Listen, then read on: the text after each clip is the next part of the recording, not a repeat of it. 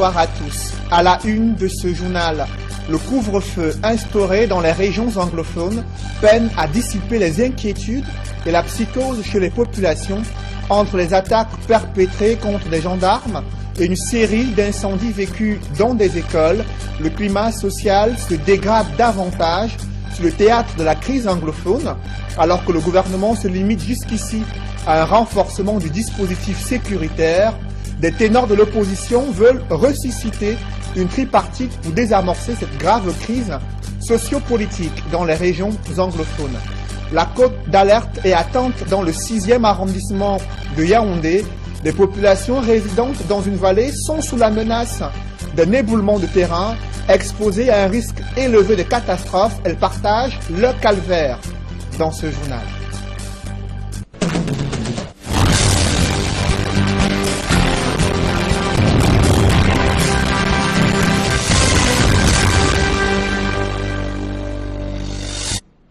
Merci de suivre cette édition complète de l'information sur Equinox Télévision. Sur le théâtre de la crise anglophone, des populations condamnent ces attaques perpétrées contre des gendarmes dans les régions du nord-ouest et du sud-ouest, et le couvre-feu instauré dans ces régions anglophones suscite néanmoins quelques grincements de dents chez des conducteurs de mototaxis. Ils sont interdits de circuler entre 19h et 6h dans les principales villes du sud-ouest, malgré le renforcement de la sécurité observé ce week-end.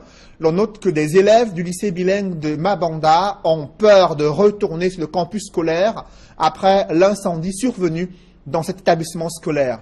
Immersion dans le chaudron de la crise anglophone avec nos envoyés spéciaux Warren Zede et Sylvestre Zangao.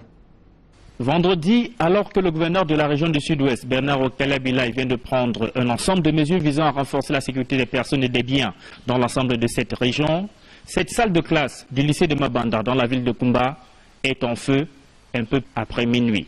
Jusqu'à ce jour, l'origine de cet incendie n'est pas connue, mais les populations du quartier Mabanda à Kumba soupçonnent une main criminelle.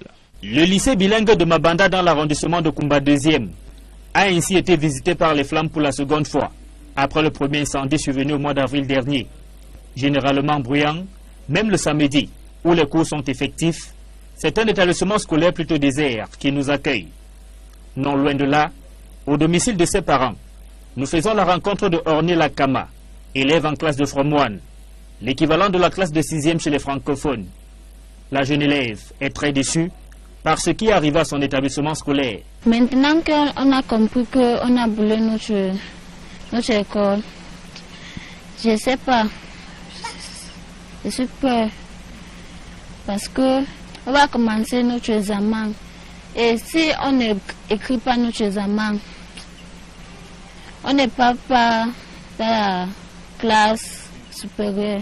Richobert Fodop, lui, est enseignant de physique-chimie dans la section francophone du même lycée. Nous le trouvons dans son champ de maïs quelques heures après l'incendie. La classe de première ACD a été incendiée. Je ne peux pas savoir si cet incendie a un lien avec la situation qui prévaut ou pas, puisque le gardien celui qui est censé être gardien dans ce lycée n'était pas vraiment là pour nous éclaircir, pour nous dire ce qui s'est passé en réalité. Moi, je suis enseignant de physique-chimie dans ce lycée depuis 5 ans. Bon, nous on garde seulement espoir que ça va aller, puisque comme dans tous les pays, il y a tous les problèmes. Ici, il y a aussi un problème, on espère seulement que ça va aller. Au centre urbain de la ville de Kumba, les populations vaquent tranquillement à leurs occupations. Mais ici, le regain de tension dans certaines villes des régions anglophones et dans les mémoires, le meurtre d'un gendarme dans la ville voisine de Manfé est fermement condamné. Pareil pour tous les autres meurtres. Pour tuer un gendarme, ce n'est pas normal parce que le gendarme ici, le gendarme a en train de faire la sécurité pour nous. C'est-à-dire nous aussi, on est en train de faire la sécurité des gendarmes. Nous sommes les amis, nous sommes les frères. Ce sont principalement ces actes odieux qui ont poussé le gouverneur de la région du Sud-Ouest à prendre de nouvelles mesures visant à assurer la sécurité des personnes et des biens. Parmi ces mesures figure l'interdiction de circuler pour les mototaxis entre 19h et 6h du matin. Une pilule difficile à avaler pour les acteurs de ce secteur d'activité. Le gouverneur, ce qu'il est en train de dire, Moi, on n'a pas un problème ici à Kumba. On n'a pas un problème ici à Kumba. On n'a pas un problème. Parce que si on dit que on a tué un gendarme à Manfé, mais ce n'est pas ici à Kumba. Ce n'est pas ici à Kumba. Kumba, c'est Kumba. Manfé, c'est Manfé. On part là-bas. Si on a tué un gendarme à Manfé, partez là-bas pour voir ce qui s'est passé, les gens qui ont tué les gendarmes. Tous les besoins ici en Kumba. Et nous sommes les amis avec les sécurités. On tire ici ensemble. Même dans la nuit, si on refuse que la moto ne marche pas la nuit, c'est qu'on va commencer à agresser les gens au quartier. Parce que si tu rentres tard au travail, avant de partir chez toi là, il faut que tu prennes seulement la moto pour marcher facilement. Parce qu'il y a les gens en route, ils sont à quartier, ils ont envie d'agresser les gens qui marchent au pied comme ça. Voilà donc ce que pensent les conducteurs de mototaxi dans la ville de Kumba. La mesure prise par le gouverneur de la région du Sud-Ouest est une pilule amère et difficile à avaler pour ce conducteur de mototaxi, même si beaucoup condamnent ces assassinats, ces crimes perpétrés contre les hommes en tenue dans cette partie du Cameroun. Sur ce théâtre des opérations, depuis la ville de Kumba, envoyés spéciaux, Dani Warren Zede, Sylvestre Polizangao. Il respire enfin l'air de la liberté 2 semaines après le verdict du tribunal militaire. Maître Arissou a été libéré en catimini hier soir. C'est un ouf de soulagement pour ses proches et ses avocats. Il compte d'ailleurs saisir la cour d'appel du centre afin que cette peine de 3 ans infligée à Maître Arissou soit effacée de son casier judiciaire. Joël Essengé et Marcelin Gansov. C'était au lever du jour de ce lundi 13 novembre. Maître Arissou savourait les délices de la liberté autour d'un petit déjeuner, le tout premier au lendemain de sa sortie de prison. Quelques heures auparavant, son avocat, Maître Jacques Bouni, a été pris de court, mais savoure lui aussi cette fin heureuse d'un suspense qui n'avait que trop duré. Maître Arissou a été libéré aux environs de 22 heures dans le secret absolu. Parce que lorsque le commissaire du gouvernement se déporte à la prison principale de Yaoundé, nous autres même étant dans le dossier, nous n'avons pas été au courant de cette libération. Donc le secret a été bien gardé. Ce n'est qu'au sortir de ces 4 murs que Maître Arissou m'a donc envoyé un message m'informant de ce que il est accompagné par monsieur le commissaire du gouvernement. Il va passer sa première nuit d'homme libre hors des 4 murs de la prison principale de Yaoundé. C'était aux environs de 22 heures. Pour le conseil de Maître Arissou, c'est un ouf de soulagement qui rime avec insatisfaction.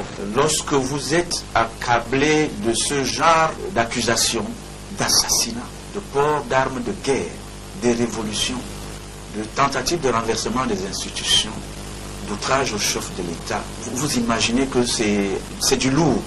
Et lorsque vous sortez de là au finish et que toutes ces infractions n'aient pas été retenues, que vous soyez condamné à une peine de 3 ans qui cadre avec votre détention pour non-dénonciation d'une infraction, vous comprenez que c'est un grand soulagement, mais l'honneur de Maître Arissou reste terni par cette condamnation.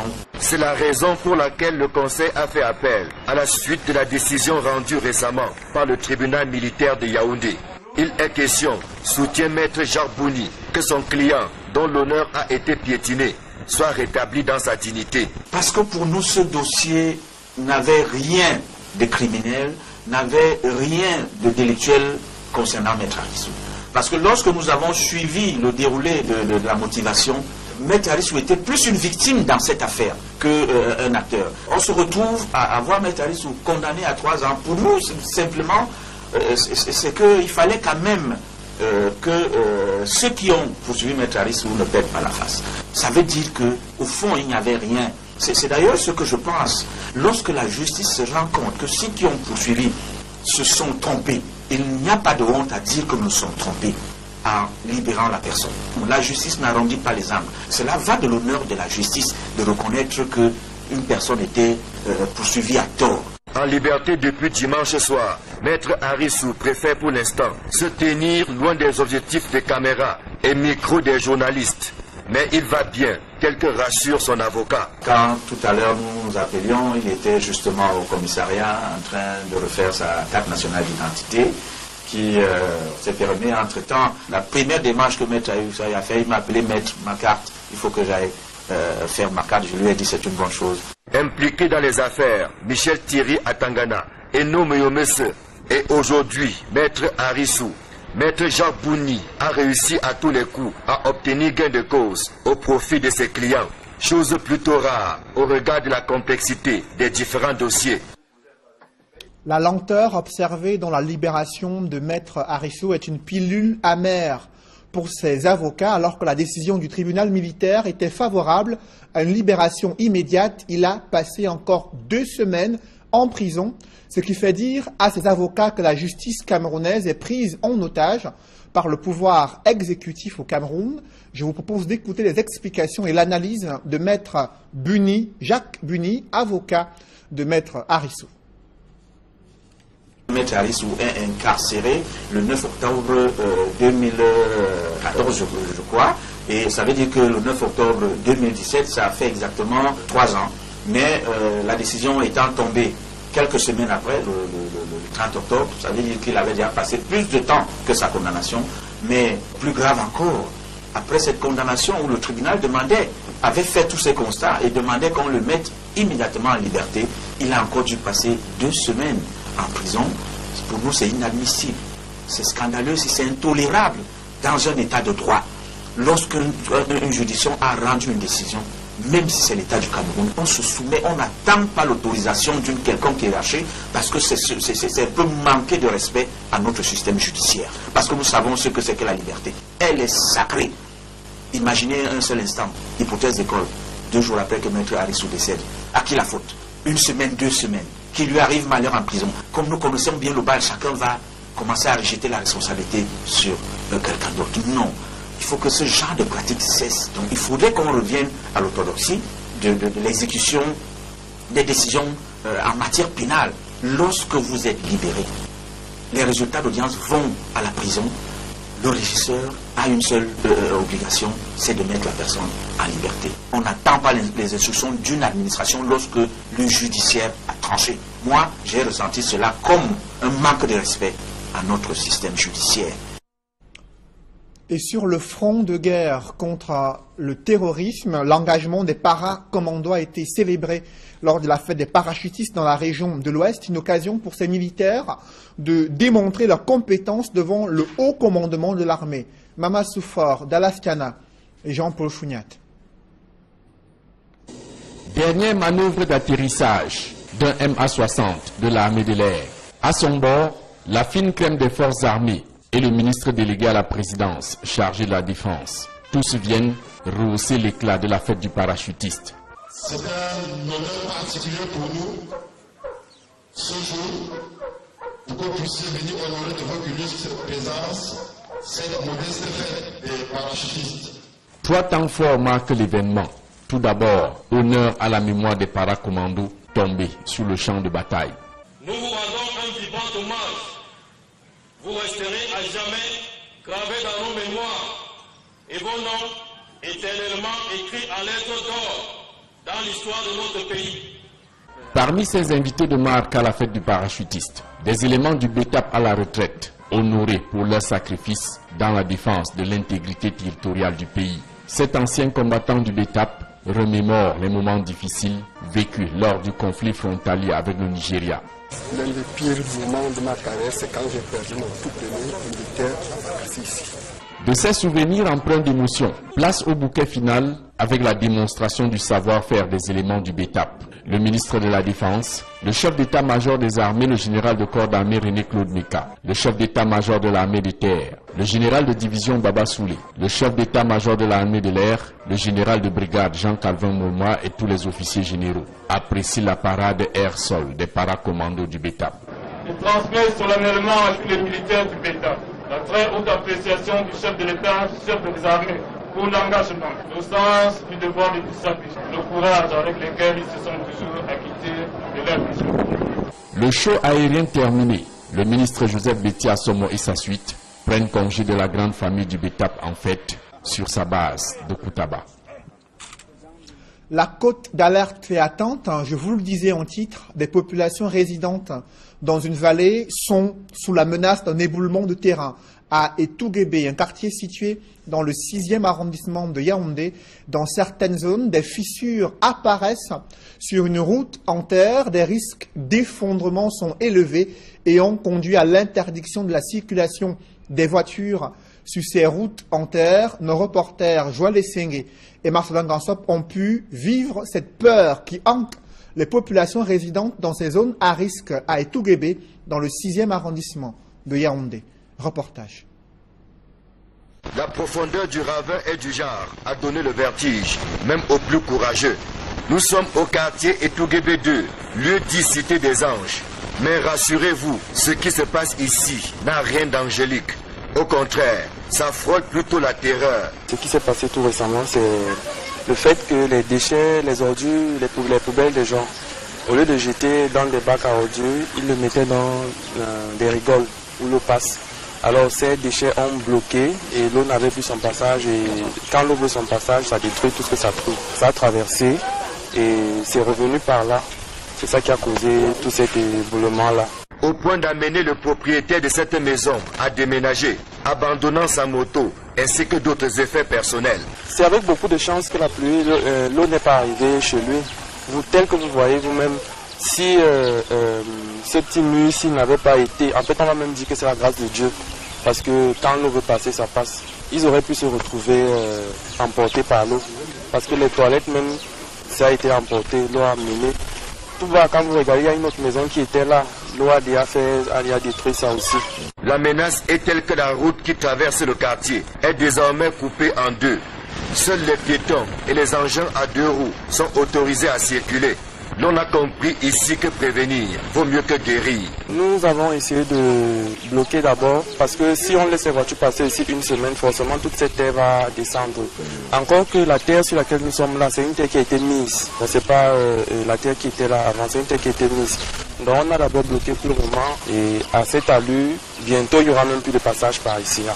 Pour les occupants des maisons situées dans le voisinage de cette zone à risque, le sommeil a cédé la place au cauchemar. Mais ont-ils seulement le choix? Papa, je suis là depuis 1992 que j'habite ici là.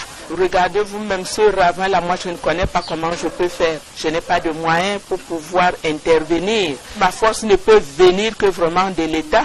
Les ordures parfois viennent me retrouver même ici devant la porte. Quand je veux même parler, ils me menacent. Ils disent que, mais qui t'a envoyé venir construire dans le ravin? On ne choisit pas d'être pauvre. Tout le monde veut être riche, mais... Et pourtant, un immeuble jouxtant le ravin continue de sortir des terres. Et ce, malgré la mise en garde des autorités municipales de Yaoundé 6, matérialisée par cette croix de Saint-André qui date. On se souvient qu'il y a 2 semaines, ces mêmes autorités, accompagnées du sous-préfet, lançaient une campagne de sensibilisation sur l'interdiction formelle d'occuper ou de construire dans les marécages et autres zones à risque. Ici, au lieu dit Cité des Anges, à cheval entre la chapelle TKC et Foucault-Mendon, et à péril en la demeure. Voici une zone à risque, comme on en compte plusieurs, dans l'arrondissement de Yaoundé 6. Le dernier éboulement en date n'a heureusement pas fait de perte en vies humaines, mais il y a lieu de craindre le pire. Les populations sont dépassées par les événements. La route qui passe tout à côté menace d'être coupée, sans compter la probabilité d'une catastrophe naturelle en cas de forte pluie. Ici Joël Essengue, Marcelin Gansop, Equinox Télévision. Parlons à présent de l'élevage des petits ruminants, élevage menacé par une peste qui sévit dans la sous-région Afrique centrale, ce qui affecte déjà l'économie du bétail. Des experts en la matière venus des différents pays de la CEMAC sont réunis à Douala pour analyser cette situation et ébaucher des pistes de solutions. Compte rendu, Julingue Nyondé. Cameroun et les pays de la sous-région Afrique centrale déterminés à éradiquer la peste des petits ruminants PPR. La maladie, dont les pertes mondiales annuelles sont estimées à près de 2,1 milliards de dollars, est présentée aujourd'hui comme un véritable problème de santé publique. D'où la nécessité de coordonner les efforts au plan mondial pour appuyer les actions nationales et régionales. C'est parce que la peste périurminale est une des maladies les plus importantes au Cameroun et elle fait perdre au minimum 8 milliards à nos populations, aux paysans chaque année. Et aujourd'hui, le Cameroun, ministre de l'élevage, a initié l'élaboration d'un plan opération et lutte qui a été traduit en programme national d'éradication de la peste périurminale. Et nous pensons qu'en 2030, cette maladie pourra être éradiquée au Cameroun avec une vaccination de masse. Le Cameroun a un laboratoire, la navette de Beauclerc à Garoua. Et je vais vous le dire, c'est l'unique laboratoire dans le monde, parmi les 25 laboratoires qui produisent le vaccin contre la maladie, qui a pu faire un vaccin combiné avec une autre maladie. Donc, il y a un marché potentiel, même pour le Cameroun, pas seulement parce qu'on va éradiquer la maladie pour le Cameroun. Le vaccin produit par le Lanavet peut être vendu à travers le monde. Les responsables de l'Organisation mondiale de la santé animale, de l'Organisation des Nations Unies pour l'alimentation et l'agriculture et ceux de la Commission économique du bétail, de la viande et des ressources halieutiques, décidé d'arrêter la propagation de la peste des petits ruminants, ont entamé une démarche collective afin d'examiner la question de mobilisation des ressources financières nécessaires pour la mise en œuvre d'une stratégie efficace. Il y a un travail de sensibilisation à faire auprès des politiques. Notre rôle, ça va être d'accompagner les pays parce que nous avons un rôle de coordination et d'harmonisation. Il faut qu'on y aille ensemble parce que les pays ne peuvent pas aller de façon isolée. C'est une maladie virale qui se propage très vite et qui tue massivement les petits ruminants, c'est-à-dire les moutons et les chèvres. Et donc la FAO va accompagner les États, non seulement dans la mobilisation des ressources, mais à travers sa propre contribution financière et la contribution technique. Le Cameroun, quant à lui, a initié le plan opérationnel de contrôle et d'éradication de la peste des petits ruminants dans le cadre du projet de développement et de l'élevage. L'UE a mis en place la banque des vaccins PPR. Cette banque est mise à la disposition des pays participant à l'éradication de la peste des petits ruminants pour qu'ils utilisent uniquement un vaccin de bonne qualité pour immuniser les animaux. Je me réjouis en tant que président de l'ordre du démarrage effectif de cette activité, compte tenu de ce que effectivement notre pays a impliqué les vétérinaires privés dans ce processus, notamment à travers le mandat sanitaire. Nous allons adopter le plan de la stratégie de contrôle et d'éradication pour l'Afrique centrale. Du 13 au 15 novembre 2017, l'atelier de revue de la feuille de route pour le contrôle et l'éradication de la peste des petits ruminants en Afrique centrale aura donc pour principal objectif l'évaluation de la situation épidémiologique de la PPR dans la région, l'identification des activités de lutte contre la peste des petits ruminants, l'adoption de la stratégie de mobilisation des ressources PPR dans la région et partenariat. Alors que la réponse du gouvernement se limite jusqu'ici à un renforcement du dispositif sécuritaire sur le théâtre de la crise anglophone, des ténors de l'opposition veulent ressusciter une tripartite pour désamorcer cette grave crise sociopolitique. Une vingtaine d'années après la première plateforme du genre qui avait donné lieu à des résolutions qui jusqu'ici ne sont pas toutes appliquées, ces barons de l'opposition et d'autres acteurs de la société civile se sont réunis à Yaoundé pour analyser cette situation. Des précisions avec Emmanuel Diop et Guy Zogo. Le symbole est fort, 26 ans après. Adamou Damdjoya, le président de l'Union démocratique camerounaise, UDC, a retrouvé le siège qu'il occupait en novembre 1991 lors de la tripartite. Cela à l'occasion de la commémoration des 26 ans de ce temps fort politique au Cameroun. Passé la portée symbolique de ces assises qui ont permis de ramener le calme sur la scène politique camerounaise, qu'en reste-t-il aujourd'hui? Le bilan de cette rencontre donne lieu à des avis contrastés. Il y a des résultats, ce n'est pas un échec. On a ce qu'on a peut-être vraiment de profondément démocratique dans la Constitution aujourd'hui, c'était à la tripartite. On a parlé de la tripartite, la décentralisation. On a parlé de mandat présidentiel. Il a fallu qu'on puisse changer encore le mandat. En 2008, qu'on l'a dit ici, d'où ce n'était pas un échec. Ce qui avait été fait à la tripartite avait permis de résoudre deux problèmes. Un problème de légitimité et qui avait conduit à l'adoption d'un nouveau code électoral, et puis un problème de légalité qui devait permettre qu'avec une reconstitution revisitée, le pays parte sur de nouvelles bases. Malheureusement, le régime en place a travaillé pendant les 26 dernières années à déconstruire ce qui a été élaboré à cette occasion-là. En lieu et place de la conférence nationale souveraine, M. Biya Paul a réussi à nous faire admettre la tripartite, qui était à la réalité une solution pour lui permettre de se pérenniser au pouvoir. L'histoire nous a montré qu'il avait gagné, parce que les forces réactionnaires de l'époque ont remporté leur bataille sur les forces révolutionnaires que nous étions. 26 ans après, on va dire que c'était une véritable escroquerie. L'idée est même avancée que cette rencontre a surtout été une ruse pour mettre sous le boisseau les problèmes réels du Cameroun. En refusant d'adresser de manière profonde les questions qui se posaient au Cameroun en 1991, en refusant de les adresser de manière profonde par la conférence nationale souveraine, on a laissé que ces problèmes puissent prendre de l'ampleur et éclater au moment où on les attend le moins. Ce qui arrive aujourd'hui était prévisible, c'est-à-dire que la logique d'un pouvoir à Yaoundé qui refuse toute concession dans le cadre d'une démocratie. Aujourd'hui, face aux problèmes dont la crise anglophone, on souligne l'esprit des pères fondateurs poursuivis par la tripartite. Si nous sommes revenus ici, c'est pour dire que le dialogue, les concertations... Du coup, une autre tripartite est même souhaitée. Il faut une autre tripartite, il faut absolument une autre tripartite. Vous savez, les Américains appellent insanity. Le fait que certaines personnes pensent qu'en utilisant une méthode qui ne produit pas les résultats, de bons résultats, que ça changera si on continue toujours à utiliser la même méthode. Si on imagine que les résultats seront différents. C'est insanity. Ça ne va pas du tout. On ne peut pas continuer à envoyer sur le terrain le Premier ministre actuel et puis tout l'aéropage qui l'entoure, alors que manifestement, ils n'ont aucun crédit sur le terrain.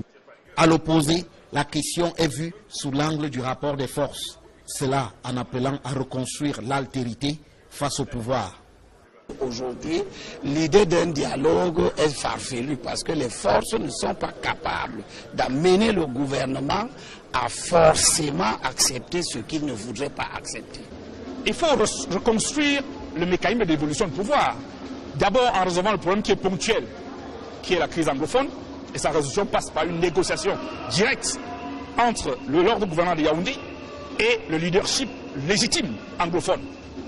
Et en deuxième étape, il faudrait qu'il y ait un cadre, comme ce qui était revendiqué en 1991, c'est-à-dire une constituante au cours de laquelle nous redéfinissons notre vivre ensemble, structurons le cadre d'existence à travers une constitution et la mécanique de l'évolution de pouvoir dans le cadre des lois qui vont être consensuelles et acceptées par toutes. En somme, des travaux d'Hercule qui sont projetés alors que le pouvoir a l'air de camper sur ses positions. Comment construire ces nouveaux rapports de force entre l'opposition et le régime de Yaoundé à l'approche d'une année électorale cruciale et majeure au Cameroun? On en parle dans la deuxième partie de ce journal avec le premier secrétaire du PURS, Serge Espoir Matomba. Il est l'invité de ce journal. Mais avant, l'escale internationale, le 4e forum de Dakar sur la paix et la sécurité, s'est ouvert ce lundi au Sénégal. Enjeu, évoquer les stratégies visant à lutter contre le terrorisme transfrontalier en Afrique de l'Ouest, mais aussi en Afrique centrale. Les organisateurs estiment que près de 700 participants composés d'acteurs régionaux et internationaux sont présents à Dakar pour discuter des questions relatives à la paix et la sécurité sur le continent africain. Dans une poussière de secondes, la deuxième partie de ce journal.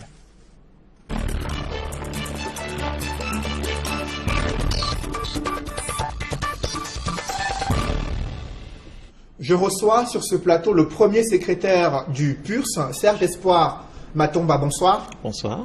Vous avez suivi de bout en bout ce grand reportage réalisé à Kumba et diffusé sur Equinox au lendemain des attaques perpétrées contre des gendarmes et une série d'incendies vécus dans des lycées et collèges confessionnels.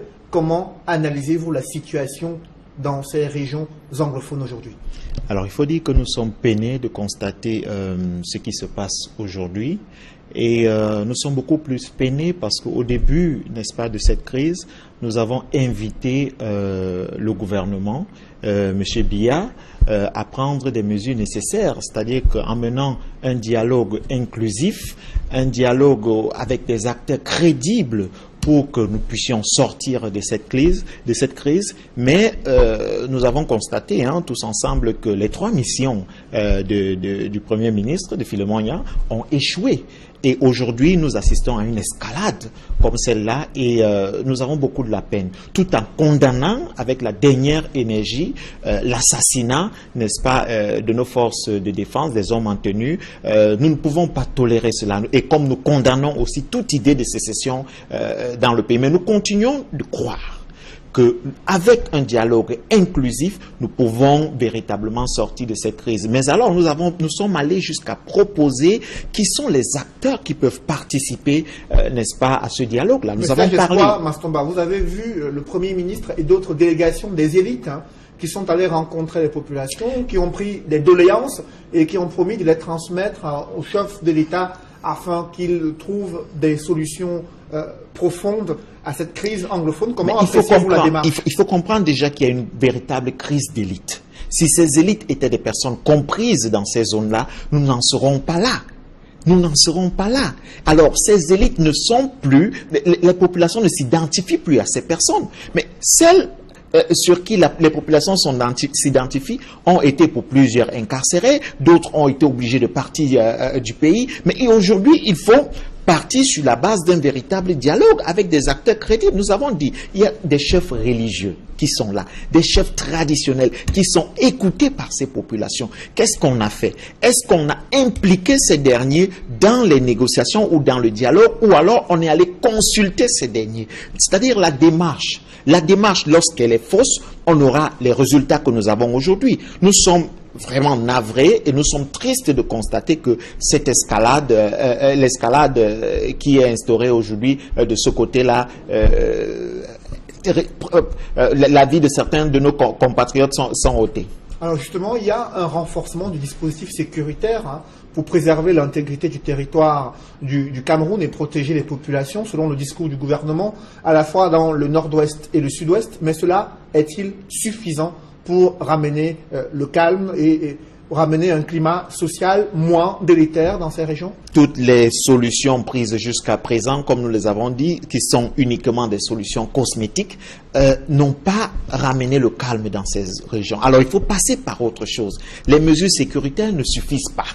Il faut un véritable, et nous le disons encore, dialogue inclusif où tous les acteurs, je dis bien, pas uniquement les acteurs du sud-ouest et du nord-ouest, mais tous les acteurs seront appelés autour d'une table et apporteront des solutions. Mais il y a Elim Bilobel qui était justement à cette réunion qui s'est tenue du côté de Yaoundé, qui estime que le rapport de force est en défaveur de l'opposition, qui ne peut pas obtenir ce dialogue du fait que les énergies sont dispersées dans la classe politique de l'opposition. Que pensez-vous de cette analyse? Non, je suis désolé qu'il pense, je suis désolé qu'il prenne cette position. Il ne s'agit pas de rapport de force, il s'agit du Cameroun et toutes les voix doivent être entendues. Et toutes les voies sont nécessaires pour que nous puissions sortir de cette crise. Nous avons juste en face un gouvernement qui est sourd, qui utilise ses propres méthodes depuis des années et estime que ces méthodes marchent. Le gouvernement refuse d'écouter d'autres personnes. Mais alors, comme nous le disons, nous sommes obligés de trouver une solution nationale, sinon une solution internationale nous sera imposée. Et il faut éviter cela. C'est pour cette raison que nous avons... C'est pour cette raison que nous avons d'ailleurs dit que nous ne voulons pas un état d'exception. Nous ne voulons pas arriver à un état d'urgence où nous serons, évidemment, les positions vont se consolider parce que si aujourd'hui une force tampon qui ne soit pas une force camerounaise est imposée au Cameroun, vous savez que les positions, les uns et les autres vont se radicaliser beaucoup plus. Alors il faut éviter cela. Pour cette raison, nous appelons encore une fois de plus à un véritable dialogue. Mais nous comprenons aussi que ceux qui sont en face n'ont plus la capacité de gérer cette crise. Parce qu'il faut comprendre que la crise ne naît pas aujourd'hui, c'est depuis les années 60. C'est-à-dire que s'il y avait des solutions à apporter par ce régime, par ce gouvernement à cette crise, nous n'en serons pas là aujourd'hui. L'opposition aussi peine à faire plier le gouvernement sur l'ouverture d'un dialogue national. Ça fait près d'un an qu'on attend des acteurs politiques, notamment de l'opposition, qui exhortent le gouvernement à pouvoir négocier, à pouvoir ouvrir un dialogue politique inclusif, mais rien jusqu'ici. Et on s'interroge sur la capacité de l'opposition à pouvoir justement obtenir cette plateforme-là pour résoudre la crise. Ce qu'il faut déjà noter et saluer la bravoure, n'est-ce pas, de toute l'opposition d'ailleurs, qui utilise cette voie pacifique pour amener le pouvoir à mener un véritable dialogue national, parce qu'il faut noter qu'aujourd'hui, d'une façon ou d'une autre, je ne vous apprends pas, le Cameroun est perturbé dans le septentrion.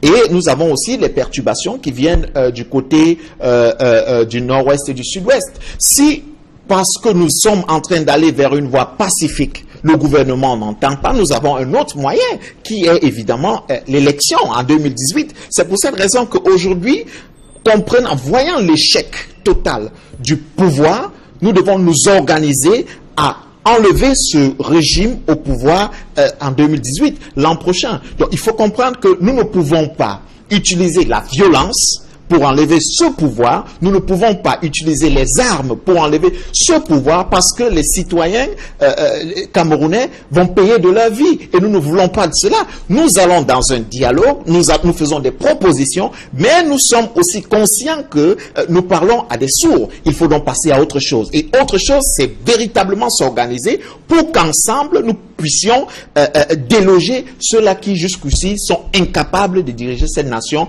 et de ramener la paix. Avant l'année électorale 2018, il y a une session parlementaire, la toute dernière de l'année 2017, qui doit s'ouvrir dans les toutes prochaines heures, les tout prochains jours. Est-ce que le pouvoir législatif, députés et sénateurs, peuvent-ils jouer un rôle dans la résolution urgente de cette crise anglophone? Alors, ils peuvent jouer un rôle s'ils sont vraiment non seulement des élus qui portent véritablement la voix des peuples, mais alors nous avons toujours constaté que notre Assemblée, c'est une véritable caisse de résonance. C'est pour cette raison d'ailleurs que nous avons estimé que nous ne pouvons plus compter sur ce Parlement qui, les projets de loi et les propositions de loi arrivent à midi, à 14 heures, ces lois sont votées, parce qu'ils ne prennent pas le temps de lire, ils ne prennent pas le temps d'analyser, ils ne prennent pas le temps de se poser des questions telles que est-ce que le Cameroun profite? Est-ce que c'est pour le bien des Camerounais que nous votons ces lois? Ils ne se peignent pas à se poser ces questions. Et aujourd'hui, nous avons compris qu'avec eux, nous ne pouvons rien attendre.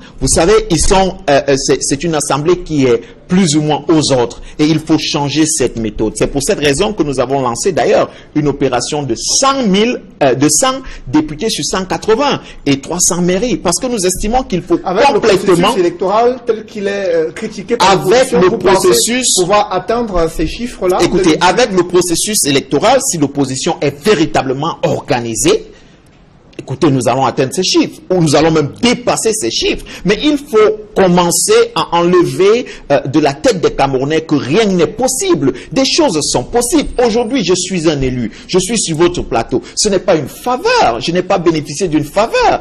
Je me suis mis en campagne. J'ai discuté avec des Camerounais. Certaines personnes ont décidé de me faire confiance. Certaines personnes ont fait confiance au parti auquel j'appartiens et ont voté. C'est ce que nous devons faire. C'est la démarche que nous avons enclenchée et nous espérons que si aujourd'hui tous les Camerounais manifestent la volonté de vouloir quelque chose de différent, alors nous aurons cette chose-là. Merci Serge Espoir Matomba. Je rappelle que vous êtes le premier secrétaire du parti politique le PURS. Mesdames, messieurs, c'est la fin de ce journal. Merci d'avoir suivi. Restez sur Equinox Télévision. Juste après cette édition du 20h, l'émission 100% foot présentée par Étienne Pascal Azégué. Bonne soirée sur Equinox Télévision.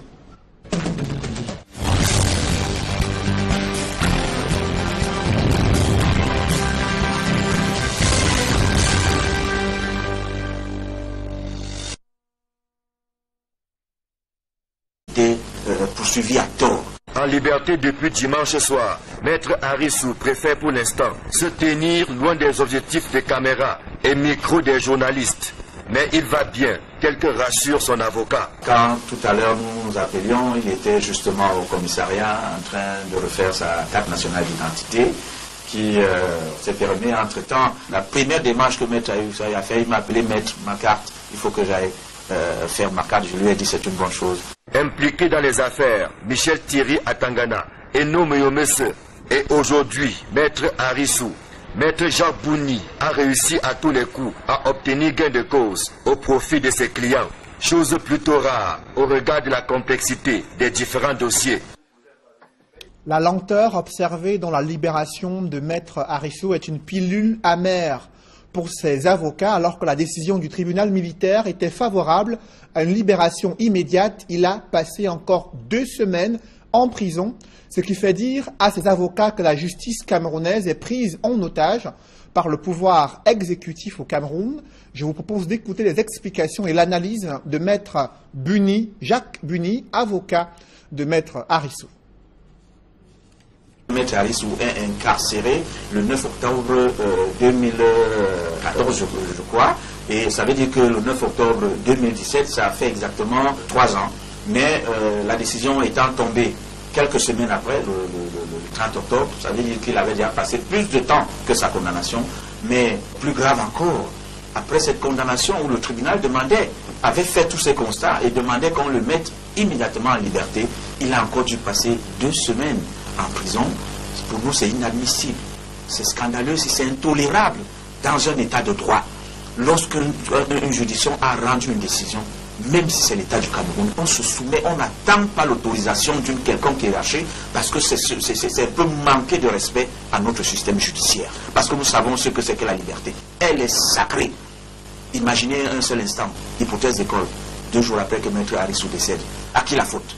1 semaine, 2 semaines, qu'il lui arrive malheur en prison. Comme nous connaissons bien le bal, chacun va commencer à rejeter la responsabilité sur quelqu'un d'autre. Non. Il faut que ce genre de pratique cesse. Donc il faudrait qu'on revienne à l'orthodoxie de l'exécution des décisions en matière pénale. Lorsque vous êtes libéré, les résultats d'audience vont à la prison. Le régisseur a une seule obligation, c'est de mettre la personne en liberté. On n'attend pas les instructions d'une administration lorsque le judiciaire a tranché. Moi, j'ai ressenti cela comme un manque de respect à notre système judiciaire. Et sur le front de guerre contre le terrorisme, l'engagement des paracommandos a été célébré lors de la fête des parachutistes dans la région de l'Ouest, une occasion pour ces militaires de démontrer leurs compétences devant le haut commandement de l'armée. Mama Soufor, Dalastiana et Jean-Paul Chouniat. Dernière manœuvre d'atterrissage d'un MA-60 de l'armée de l'air. À son bord, la fine crème des forces armées et le ministre délégué à la présidence chargé de la défense. Tous viennent rehausser l'éclat de la fête du parachutiste. C'est un honneur particulier pour nous, ce jour, pour que vous puissiez venir honorer de votre illustre présence cette modeste fête des parachutistes. 3 temps forts marquent l'événement. Tout d'abord, honneur à la mémoire des paracommandos tombés sur le champ de bataille. Nous vous rendons un vibrant hommage. Vous resterez à jamais gravés dans nos mémoires et vos noms éternellement écrits en lettres d'or dans l'histoire de notre pays. Parmi ces invités de marque à la fête du parachutiste, des éléments du BETAP à la retraite, honorés pour leur sacrifice dans la défense de l'intégrité territoriale du pays. Cet ancien combattant du BETAP remémore les moments difficiles vécus lors du conflit frontalier avec le Nigeria. L'un des pires moments de ma carrière, c'est quand j'ai perdu mon tout premier militaire ici. De ces souvenirs empreints d'émotion, place au bouquet final avec la démonstration du savoir-faire des éléments du BETAP. Le ministre de la Défense, le chef d'état-major des armées, le général de corps d'armée René-Claude Meka, le chef d'état-major de l'armée de terre, le général de division Baba Soulé, le chef d'état-major de l'armée de l'air, le général de brigade Jean-Calvin Mouma et tous les officiers généraux apprécient la parade air-sol des paracommandos du BETAP. Je transmets solennellement à tous les militaires du BETAP la très haute appréciation du chef de l'État, chef des armées, pour l'engagement, au sens du devoir de 9h et 6h du matin. Une pilule difficile à avaler pour les acteurs de ce secteur d'activité. Le gouverneur, ce qu'il est en train de dire, Moi, on n'a pas un problème ici à Kumba. On n'a pas un problème ici à Kumba. On n'a pas un problème. Parce que si on dit que on a tué un gendarme à Manfé, mais ce n'est pas ici à Kumba. Ce n'est pas ici à Kumba. Kumba, c'est Kumba. Manfé, c'est Manfé. On part là-bas. Si on a tué un gendarme à Manfé, partez là-bas pour voir ce qui s'est passé, les gens qui ont tué les gendarmes. Tous les besoins ici en Kumba. Et nous sommes les amis avec les sécurités. On tire ici ensemble. Même dans la nuit, si on refuse que la moto ne marche pas la nuit, c'est qu'on va commencer à agresser les gens au quartier. Parce que si tu rentres tard au travail, avant de partir chez toi là, il faut que tu prennes seulement la moto pour marcher facilement. Parce qu'il y a les gens en route, ils sont à quartier, ils ont envie d'agresser les gens qui marchent au pied comme ça. Voilà donc ce que pensent les conducteurs de mototaxi dans la ville de Kumba. La mesure prise par le gouverneur de la région du Sud-Ouest est une pilule amère et difficile à avaler pour ce conducteur de mototaxi, même si beaucoup condamnent ces assassinats, ces crimes perpétrés contre les hommes en tenue dans cette partie du Cameroun. Sur ce théâtre des opérations, depuis la ville de Kumba, envoyés spéciaux, Dani Warren Zede, Sylvestre Polizangao. Il respire enfin l'air de la liberté 2 semaines après le verdict du tribunal militaire. Maître Arissou a été libéré en catimini hier soir. C'est un ouf de soulagement pour ses proches et ses avocats. Il compte d'ailleurs saisir la cour d'appel du centre afin que cette peine de 3 ans infligée à Maître Arissou soit effacée de son casier judiciaire. Joël Essengue et Marcelin Gansov. C'était au lever du jour de ce lundi 13 novembre. Maître Arissou savourait les délices de la liberté autour d'un petit déjeuner, le tout premier au lendemain de sa sortie de prison. Quelques heures auparavant, son avocat, Maître Jacques Bouni, a été pris de court, mais savoure lui aussi cette fin heureuse d'un suspense qui n'avait que trop duré. Maître Arissou a été libéré aux environs de 22 heures dans le secret absolu. Parce que lorsque le commissaire du gouvernement se déporte à la prison principale de Yaoundé, nous autres même étant dans le dossier, nous n'avons pas été au courant de cette libération. Donc le secret a été bien gardé. Ce n'est qu'au sortir de ces 4 murs que Maître Arissou m'a donc envoyé un message m'informant de ce que il est accompagné par monsieur le commissaire du gouvernement. Il va passer sa première nuit d'homme libre hors des 4 murs de la prison principale de Yaoundé. C'était aux environs de 22 heures. Pour le conseil de Maître Arissou, c'est un ouf de soulagement qui rime avec insatisfaction. Lorsque vous êtes accablé de ce genre d'accusations, d'assassinats, de port d'armes de guerre, de révolutions, de tentatives de renversement des institutions, d'outrage au chef de l'État, vous imaginez que c'est du lourd. Et lorsque vous sortez de là au finish et que toutes ces infractions n'aient pas été retenues, que vous soyez condamné à une peine de 3 ans qui cadre avec votre détention pour non-dénonciation d'une infraction, vous comprenez que c'est un grand soulagement, mais l'honneur de Maître Arissou reste terni par cette condamnation. C'est la raison pour laquelle le Conseil a fait appel à la suite de la décision rendue récemment par le tribunal militaire de Yaoundé. Il est question, soutient Maître Jacques Bouni, que son client, dont l'honneur a été piétiné, soit rétabli dans sa dignité. Parce que pour nous, ce dossier n'avait rien de criminel, n'avait rien de délictuel concernant Maître Arissou. Parce que lorsque nous avons suivi le déroulé de la motivation, Maître Arissou était plus une victime dans cette affaire qu'un acteur. On se retrouve à voir Maître Arissou condamné à 3 ans. Pour nous, simplement, c'est qu'il fallait quand même que ceux qui ont poursuivi Maître Arissou ne perdent pas la face.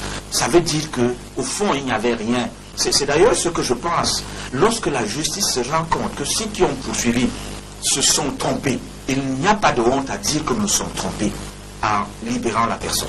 La justice n'arrondit pas les âmes. Cela va de l'honneur de la justice de reconnaître qu'une personne est...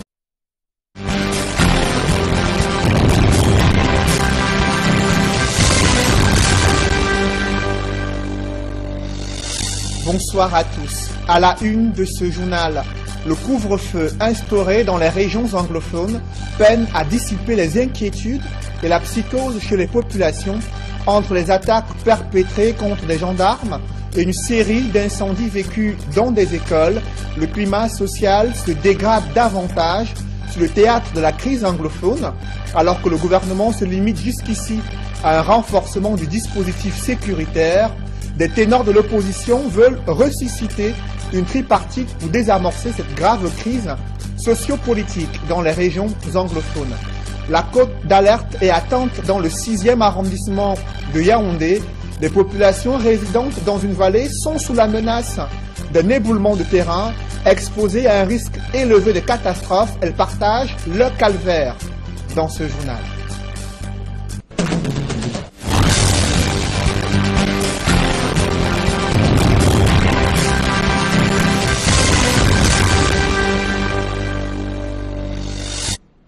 Merci de suivre cette édition complète de l'information sur Equinox Télévision.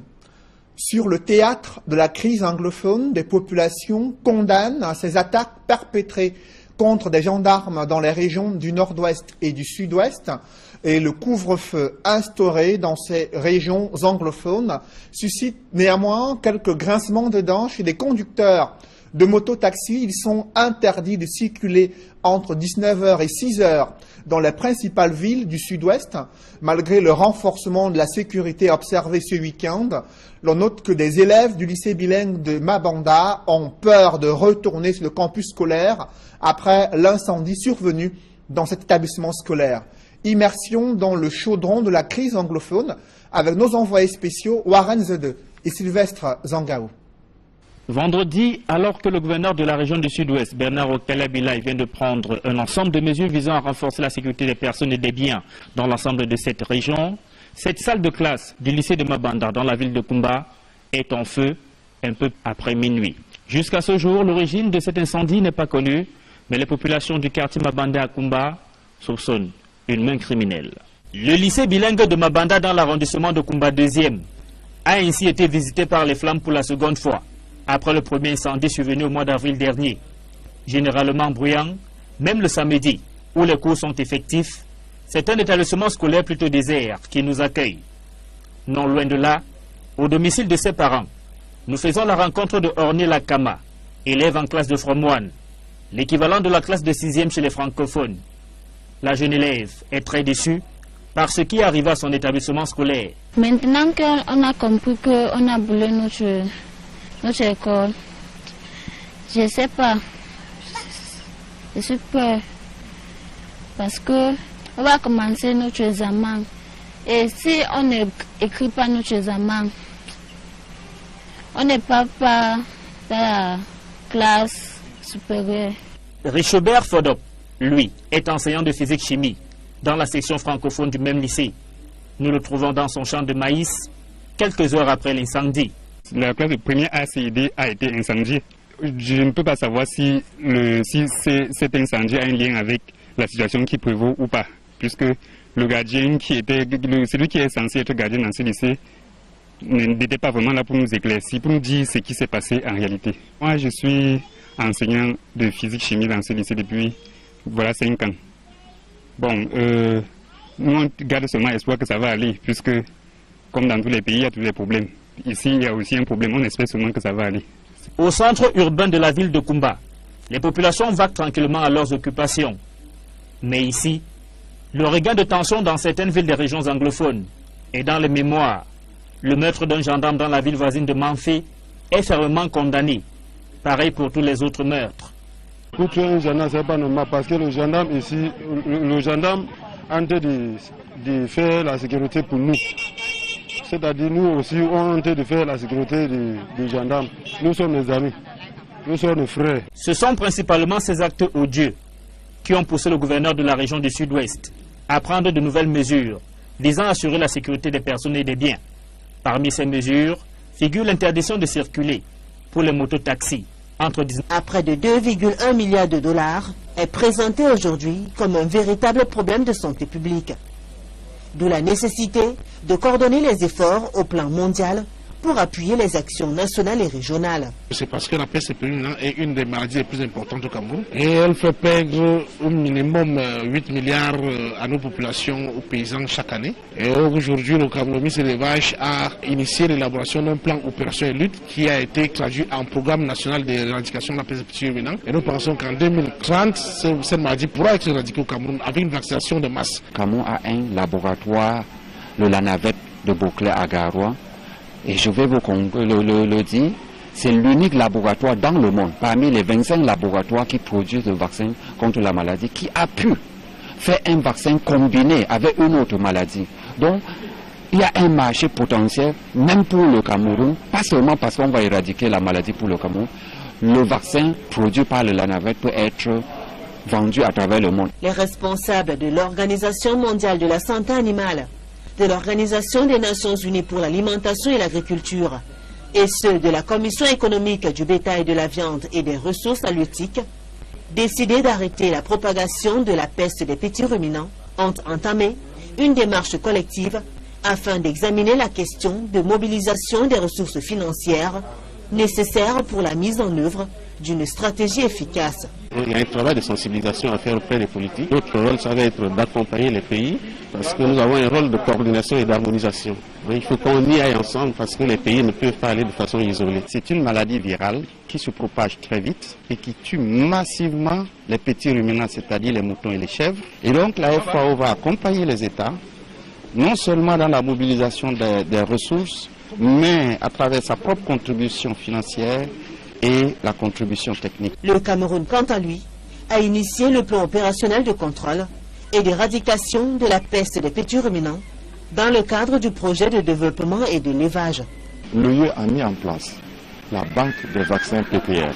Cette banque est mise à la disposition des pays participant à l'éradication de la peste des petits ruminants pour qu'ils utilisent uniquement un vaccin de bonne qualité pour immuniser les animaux.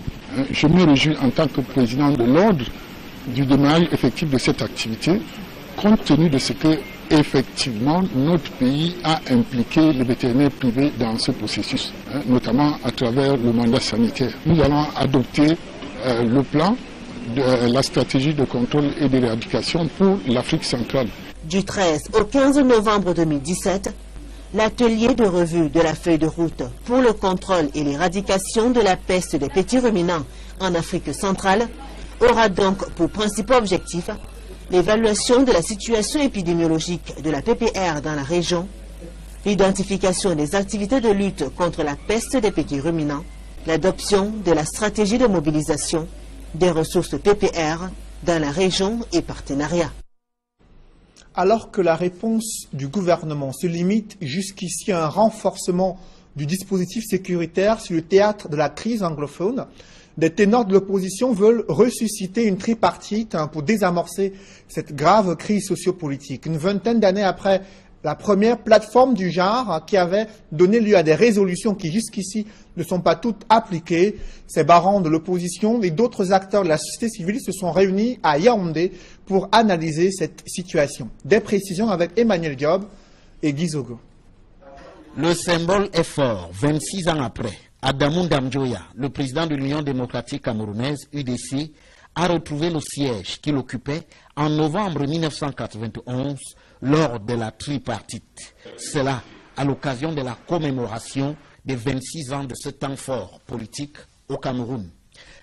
Passé la portée symbolique de ces assises qui ont permis de ramener le calme sur la scène politique camerounaise, qu'en reste-t-il aujourd'hui? Le bilan de cette rencontre donne lieu à des avis contrastés. Il y a des résultats, ce n'est pas un échec. On a ce qu'on a peut-être vraiment profondément démocratique dans la Constitution aujourd'hui, c'était à la tripartite. On a parlé de la décentralisation. On a parlé de mandat présidentiel.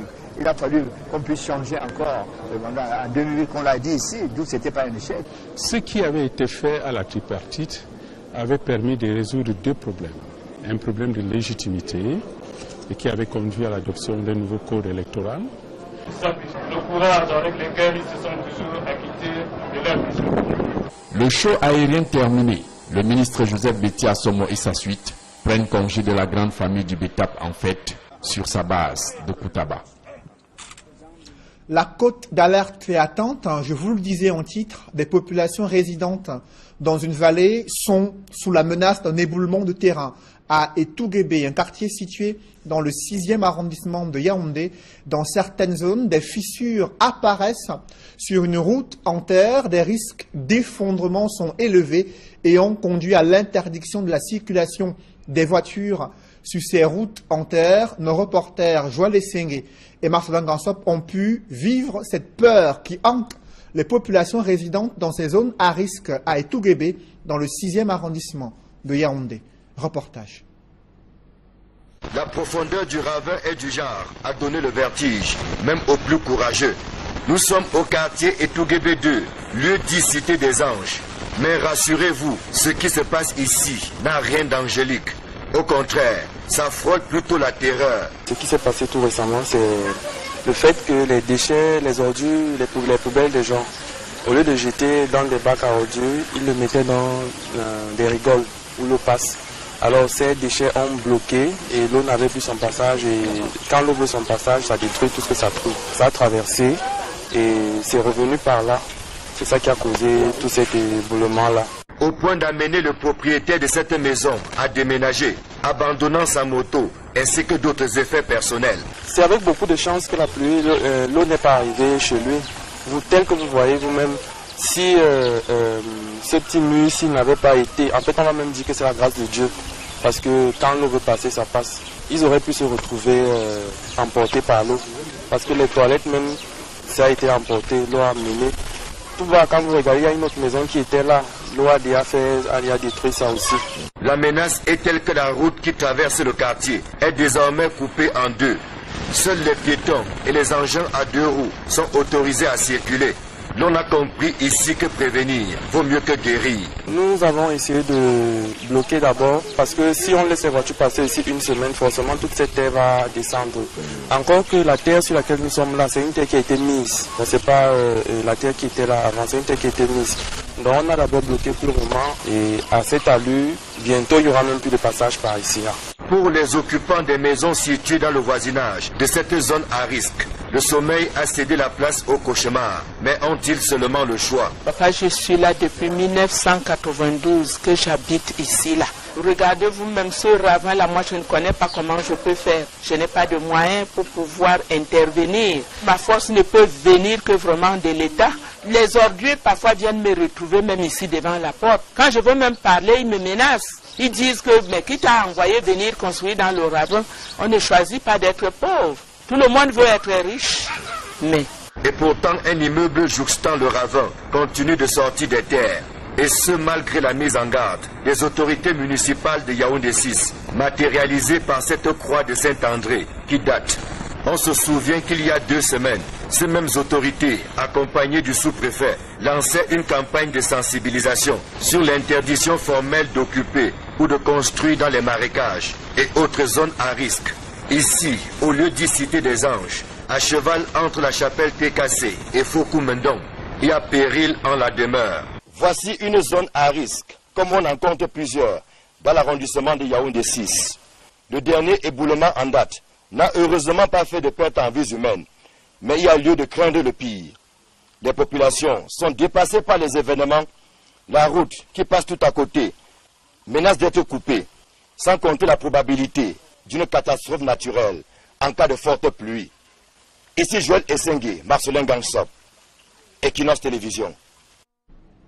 Parlons à présent de l'élevage des petits ruminants, élevage menacé par une peste qui sévit dans la sous-région Afrique centrale, ce qui affecte déjà l'économie du bétail. Des experts en la matière venus des différents pays de la CEMAC sont réunis à Douala pour analyser cette situation et ébaucher des pistes de solutions. Compte rendu, Julingue Nyondé. Cameroun et les pays de la sous-région Afrique centrale déterminés à éradiquer la peste des petits ruminants PPR. La maladie, dont les pertes mondiales annuelles sont estimées